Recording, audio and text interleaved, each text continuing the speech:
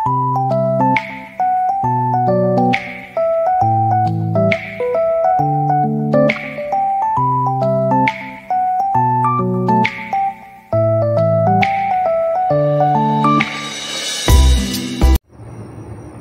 guys!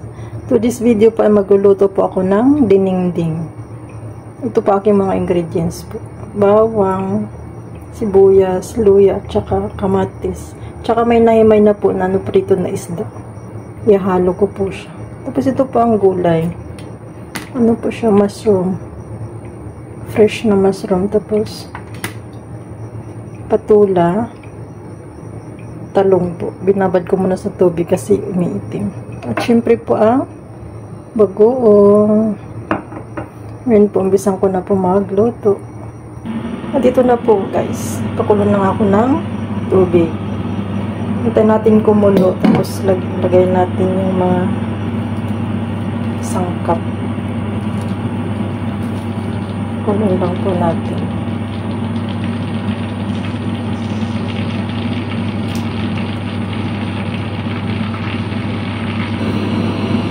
Ito na po nga siya guys, kumulo na.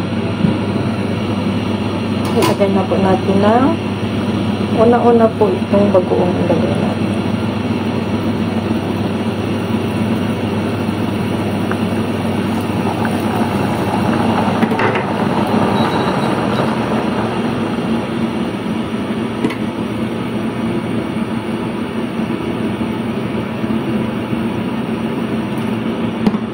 Bagoong, tapos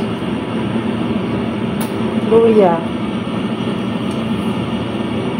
bawang,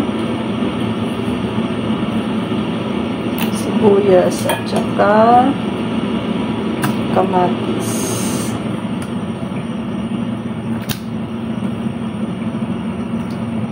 Tapos pakuluin po muna natin guys bago natin ilagay yung mga gulay. Lutuin lang po muna sa itong mga isa. Ito po natin na pakuluin sa. At okay na siya guys. Hindi natin ilagay yung gulay. Lagay na natin lahat ng gulay. Dali lang naman po ito maluto. Pati mushroom. So, dali lang ito. Yung gulay po. Mushroom, talong at saka patula.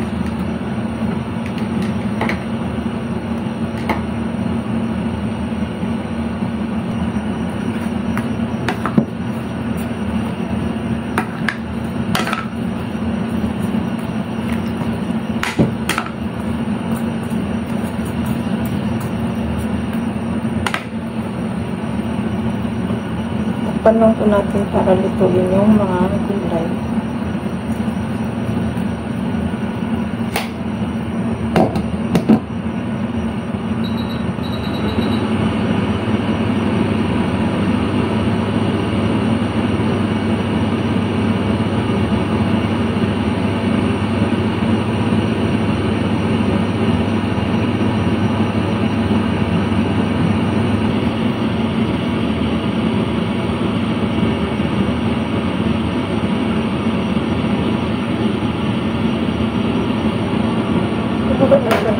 Lagyan lang po natin ng asin.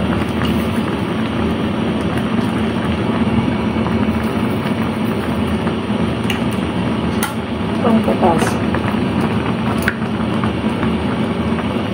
Tapos, ilagay ko na rin po itong isda na prito po. Inimay ko po siya.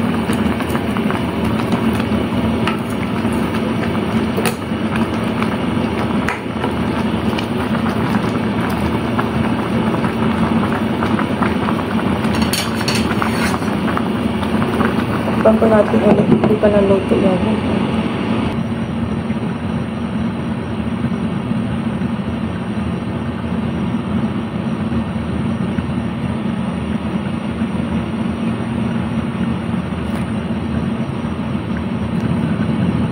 Ito na nga guys, luto na. Ito na po siya guys. sarap ng sabaw.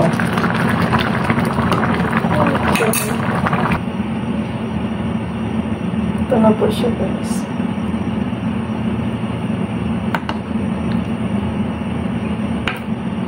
Ito na po.